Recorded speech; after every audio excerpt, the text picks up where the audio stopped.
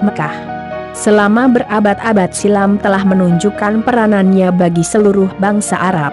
Setiap tahun peziarah dari berbagai penjuru dunia tumpah ruah memenuhi tiap ujung kota, mengunjungi bangunan hitam tua karya Nabi Ibrahim yang mereka kenal dengan nama Ka'bah, simbol dari ajaran tauhid atau keesaan Tuhan.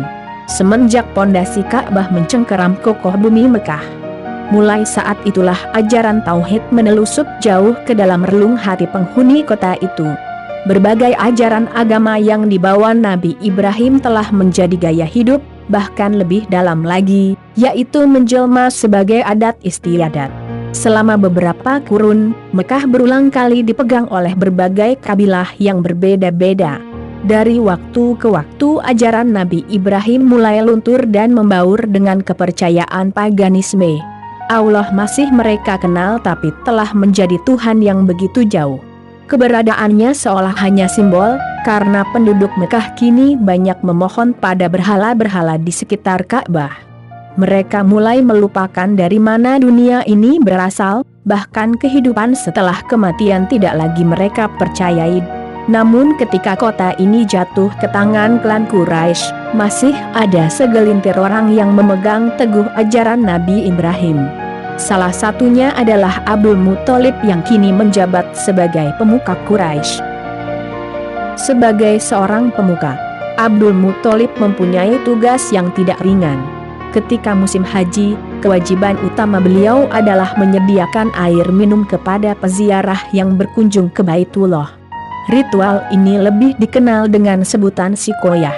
Pada awalnya, Abdul Muthalib dapat memenuhi kebutuhan air dengan sumur-sumur di sekitar Mekah. Sayang, sumur tersebut terkadang mengering begitu saja di musim-musim tertentu. Jika salah satu sumur mengering, pemandangan miris akan terlihat jelas di dasarnya. Di dasar, tanah kering telah menunggu dengan congkaknya, siap menghamburkan debu-debu yang lembut ketika beradu dengan timba-timba yang diturunkan. Dasar sumur itu seolah tak pernah mengenali air. Satu sisi, meningkatnya peziarah ke Mekah merupakan sebuah keuntungan yang tampak di depan mata. Dengan banyaknya pengunjung, masyarakat Mekah dapat meraup hasil berlipat dari perdagangan yang selama ini menjadi andalan mereka. Tapi di sisi lain kaum Quraisy juga merasa berat untuk selalu menyediakan kebutuhan air yang makin sulit untuk mendapatkannya. Jelas, jika masyarakat Mekah tidak mampu memenuhi kebutuhan ini, harga diri mereka akan hancur. Mereka akan dianggap gagal memuliakan tamu-tamu Tuhan. Begitulah kenyataan yang dihadapi penghuni kota suci beberapa tahun terakhir. Dimanja dengan kekayaan hasil dagangnya sekaligus ditelikung kewajiban begitu beratnya. Hal ini menimbulkan keprihatinan cukup serius bagi Abdul Muthalib. Beliau sadar betul bahwa para peziarah dari tahun ke tahun semakin meningkat, sementara sumber air tidak pernah mengalami peningkatan. Mengingat panas dan gersangnya kota Mekah, air menjadi sebuah kebutuhan yang paling vital. Keberadaan sumber air merupakan barang berharga yang tak kalah berarti dengan tambang emas sekalipun.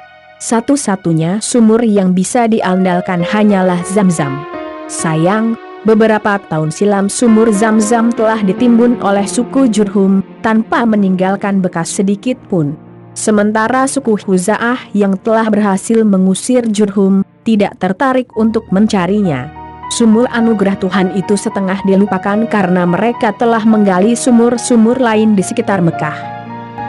Kelangkaan sumber air benar-benar menghantui kaum Quraisy dan menurut kebijakan Abdul Muthalib untuk mengatasinya.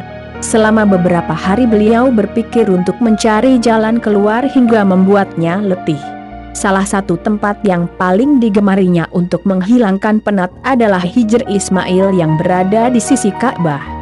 Suatu malam ketika beliau merebahkan tubuhnya di tempat tersebut sambil menekuni kenyataan yang sedang dihadapinya, tiba-tiba kedua matanya terpejam. Tak lama kemudian beliau tersentak oleh sebuah mimpi. Abdul Muthalib merasa telah ditemui seorang laki-laki mengenakan pakaian serba putih dan memerintahkannya untuk menggali At-Thaibah, salah satu nama Ka'bah. Mimpi itu beliau ceritakan pada kaumnya dan mereka tafsirkan sebagai suatu harapan untuk menemukan sumber air. Kaumnya memohon agar beliau kembali tidur di tempat yang sama agar mendapatkan kejelasan mimpinya.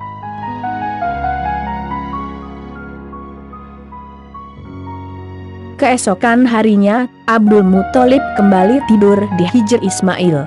Selama 3 hari tidur di sana, orang berpakaian serba putih itu selalu menemui beliau dan memberikan perintah untuk menggali sesuatu.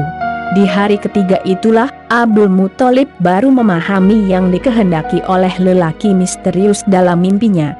Galilah Zam-Zam, sumber air melimpah dan akan mencukupi bagi jamaah haji. Lokasi sumber itu berada di suatu tempat yang banyak kotoran dan darahnya. Di sana akan selalu ada burung gagak yang mematuk-matuk serta menjadi sarang semut. Kini jelas sudah.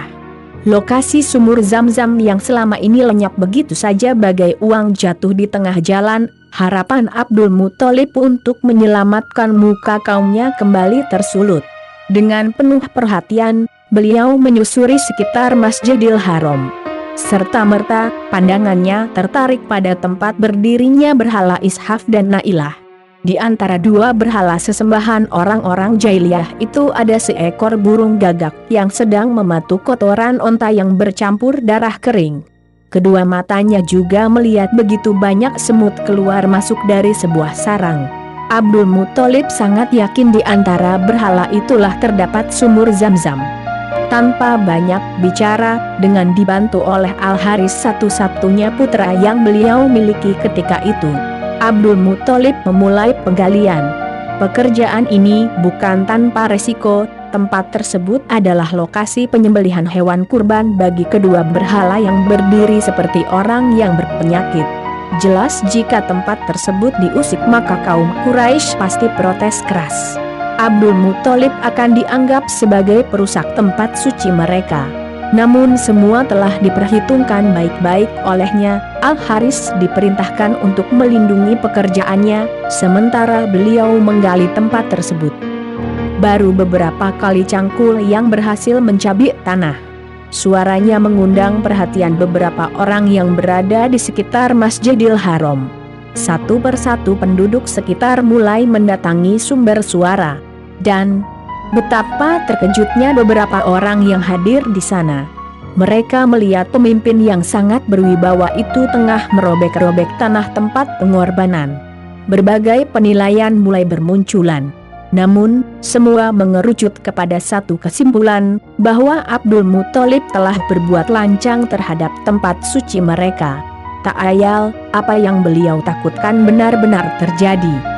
Masyarakatnya mengacam tindakan Abdul Muthalib dan meminta agar pekerjaan itu dihentikan. Dengan tegas, beliau menjelaskan bahwa semua itu dilakukan untuk menemukan sumur Zam-Zam.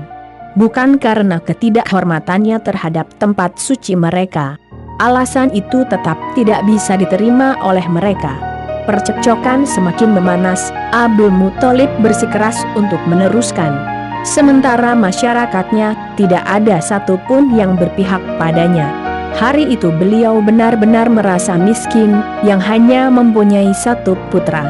Berkelebatlah berbagai bayangan. Seandainya mempunyai lebih dari satu anak, tentu anak-anaknya akan selalu siap berdiri di belakangnya untuk mendukung sang ayah. Akhirnya, untuk meredam suasana, beliau mengucapkan sebuah nazar. Janji khusus untuk mengorbankan salah satu putranya jika mempunyai anak laki-laki lebih dari 10. Dengan nazar ini, sebenarnya beliau ingin menegaskan pada kaumnya, bahwa apa yang dilakukannya ini, demi keperluan mereka juga. Selain itu, nazarnya adalah bukti keseriusan beliau, kalau penggalian di tempat itu bukan untuk melecehkan tempat suci tersebut.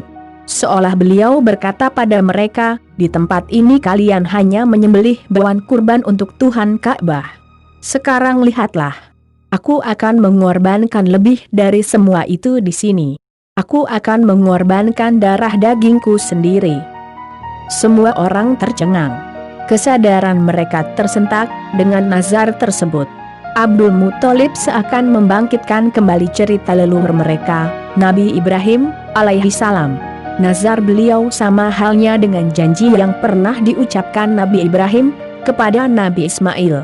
Melihat begitu teguhnya keinginan Abdul Muthalib, perlahan mereka mundur, membiarkan bapak beranak itu meneruskan penggalian. Sampai sejauh itu, tidak ada yang berani bertindak lebih jauh. Mereka terdiam, membiarkan Abdul Muthalib dan Al-Haris meneruskan penggalian. Kini mereka berdua bisa menggali dengan sepenuh hati. Bapak anak ini tak peduli dengan berpuluh-puluh pasang mata yang terus mengawasi pekerjaan misterius tersebut. Di tengah-tengah penggalian, tanpa terduga Abdul Muthalib menemukan harta karun yang ditimbun oleh kabilah Jurhum di dalam sumur Zam-Zam. Saat itulah, hampir semua yang hadir merasa mempunyai hak atas harta tersebut. Kericuhan mulai terjadi, setiap orang telah menjelma menjadi bidak-bidak catur yang dipermainkan oleh nafsu.